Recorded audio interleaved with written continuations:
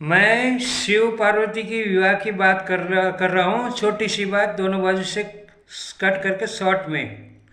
हिमालय राजा भगवान की तपस्या करने गए। माता जी की तपस्या की, उन्हें जगदम्बा की। तो जगदम्बा प्रसन्न होकर बोली कि आप घर पे जाओ, मैं तुम्हारे घर पे पुत्री के रूप में अवतरित होगी। ऐसा करके उनको घर पे भेज दिया। हिमालय राजा घर पे आए। थोड़े दिन के बाद उसकी पत्नी गर्भवती हो गई, उसको पुत्री का जन्म हुआ। वही माता जगदम्बा साथ साथ पुत्री रूप में आए थे। बाद में जन्म होने के बाद नारद मुनि आए थे वहाँ पे, और उनका ज्योतिष देखा और बोला ठीक है, कोई वादा नहीं, वो तो साक्षात जगदम्बा थी, उनके भाग्य में क्या कमी है, सब रस्ते स्वस्थ है। बाद में उम्र लायक होने के बाद नारद मुनि को याद किया। नारद मुनि आए और बोले इनके सब गुण अच्छे हैं, एक दोष है, आप इनको बोलो कि शिव की तपस्या करें। ऐसा सूचना देके नारद मुनि वहाँ से चले गए। बाद में माता पार्वती ने भी सुना, क्योंकि बड़ी हो सके थी, सियाणी थी, तो उसने माता जी को बोलने से पहले बोला कि माता जी, मैं घर पे अंदर सोई थी, मेरे को एक ब्राह्मण आए और उन्होंने बोला कि शिव का तप करो, तो मैं शिव की तपस्या करना चाहती हूँ। माता जी खुश हो गई, मैना माता, और बेटी को भेज दिया तपस्या करने के। उसने कम से कम 2-3 हजार वर्ष तप किया।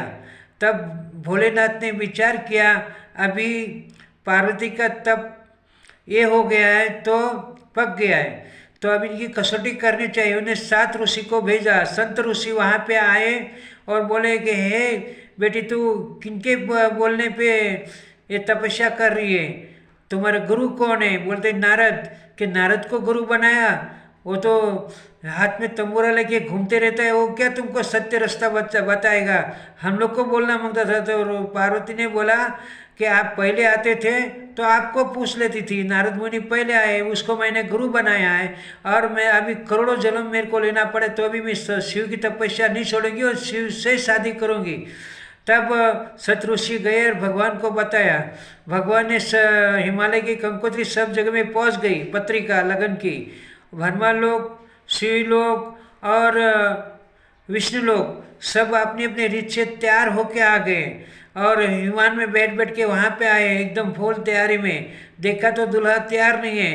बाद में भोलेनाथ को बोला, अरे आपकी शादी है, आपको तैयार नहीं किया अभी तक। तो उसने शंभू मंगू को बोला, जाओ लेके आओ, मेरे को तैयार करो, दूल्हा बनाओ। उन लोग गए और शमशान से, मसनवाटी से भभूति लेके आए, भगवान के पूरे बदन में लगा दी भभूति, और बड़े बड़े सांप गले में लगा दिए, छोटे सांप थे उसको हाथ में लपेट दिए, और जो सर के बाल थे उसको ऊपर मुंगट के तरह अंगोड़ा बांध दिया, और ऊपर सांप बिठा दिया बड़ा।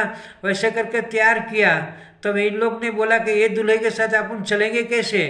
तब विष्णु भगवान ने बोला, सब अपने अपनी रीति से तैयार हो जाओ, अपनी जात बिरादरी के बराबर से सब तैयार होके, और शिव को अलग कर दिया। ये सब बराती आगे आए और शिव भगवान ने ऐसी लीला की, सब अपने जात बिरादरी को बुला लिया। मतलब जात बिरादरी नहीं होते, भूत प्रेत की रक्षा करने वाले तो ऊपर वाला ही है। उन्होंने भूत प्रेत पिशाच सबको बुला लिया। आत्मा स्वरूप भूत भी थे उसमें, किसी को एक मस्तक, किसी को एक भी मस्तक नहीं, किसको 10-10 मस्तक, किसी को एक हाथ है तो किसको हजारों हाथ है, किसको बिना हाथ का है। ऐसा ऐसा बहुत सारे भूत प्रेत सब बारात नाचते कूदते और हिमालय पर्वत पे आए। तो हिमालय पर्वत पे आए, तब माता जी मैना डर गई। तब नारद मुनि ने बोला है, साथ साथ शिव का अवतार है, शिव की लीला है, डरो मत, और तुम्हारी बेटी साक्षात जगदम्बा है, कोई वैसी वैसी नारी नहीं है। तब माता जी खुश हो गई, और बाद में विष्णु भगवान ने भोलेनाथ को बोला, प्रभु अब तो लीला समाप्त करो, तैयार हो जाओ। तब भगवान ने ऐसा स्वरूप लिया सुंदर कि सब देवलोक को एकदम उसके नीचे ये हो गए, फीके पड़ गए। और बाद में भोलेनाथ की शादी की और माता को और भोलेनाथ को रवाना किया। जय द्वारकाधीश।